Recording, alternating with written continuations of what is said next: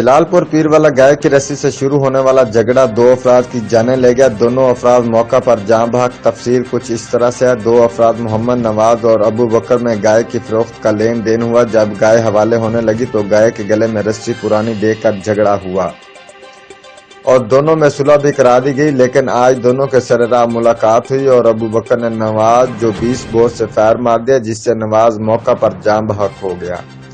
جیسے ہی نواز کے ورثا کو پتہ چلا، انہوں نے لاٹھیوں اور کلہاڑیوں کے وار کر کے ابو بکر کو ہلاک کر دیا۔ ریسکیو 1122 جلال پور پیر والا کی ٹیم موقع پر پہنچ گئی۔ دونوں لاشیں تحصیل ہیڈ کوارٹر ہسپتال جلال پور پیر والا منتقل کر دی گئی ہیں۔ محمد نواز والد غلام سرور عمر 35 سال بستی عنایت پور، محمد ابو بکر والد غلام قادر عمر 30 سال بستی قزائی موضع عنایت پور ہے۔